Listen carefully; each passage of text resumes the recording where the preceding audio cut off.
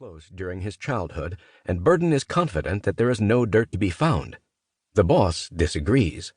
Man is conceived in sin and born in corruption, and he passeth from the stink of the diety to the stench of the shroud. There's always something. Burden does what Stark asks and starts to dig into Judge Irwin's finances. Much to his profound disappointment, he discovers that the boss is correct. His old family friend is corrupt. He took a bribe. Burden also learns that Judge Irwin is actually his father. Burden traces the serpentine flow of corporate money to the judge himself, observing what he calls the flower in the crannied wall theory. So I plucked the flower out of its cranny and discovered an astonishing botanical fact. I discovered that its delicate little root, with many loops and kinks, ran all the way to New York City, where it tapped the lush dung heap called Madison Corporation.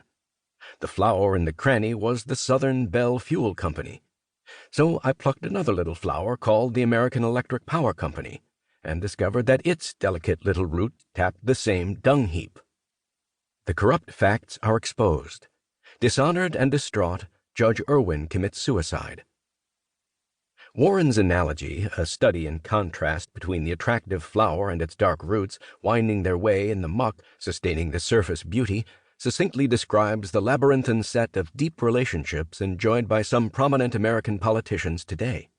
Hidden self- and family-enriching relationships lie beneath the charismatic exterior. While few today would follow the outdated pattern of 1930s bribery, current political figures often benefit from financial ties with special interest parties that are hard to trace, obscured behind what seems like a rock wall. Tracing those money routes may take much digging, but understanding the flowers, or politicians, ecosystem within the crannied wall reveals how they use or would use whatever public power is vested in them.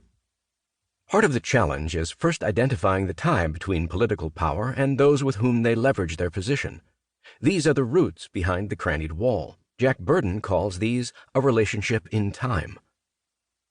Those complex rooted relationships provide the background for how politicians wield power, leverage their position, for their own benefit or for the benefit of those close to them. All the King's Men is a study in how politicians can wrap their public acts in the glory of the public good, while actually leveraging power for themselves.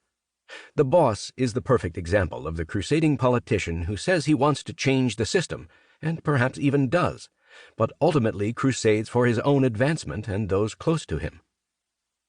While many today want to talk about income inequality in America, the larger divide is one of power inequality. What makes so many people angry at Washington is the fact that those with political power get to operate by a different set of rules than the rest of us. They use their own levers of power to protect their family and friends from the scales of justice, bail out their failing businesses, steer taxpayer money to them. When they misstep, they are excused or it is covered up. While those with little or no power have to pay for the consequences of their actions, the political class often does not. The power elite, the people who grease the wheels for themselves, are the most disconcerting and dangerous ones. In my experience, Willie Stark, whom Warren modeled after Louisiana Governor Huey P. Long, is often imitated in American politics today, although in a far less crude manner. The Willie Starks of today talk about lifting others up, but in fact they use their positions to advance and enrich themselves, their family, and their friends, and do so using methods and deceptions that we generally call corrupt, whether or not the evidence allows legal prosecution. Let me be clear. There are also true public servants, on both sides of the aisle, who navigate the challenging world of politics with integrity and for the good of the country, but they appear to be a dying group. Willie Stark articulates perfectly that corruption is a profound human problem.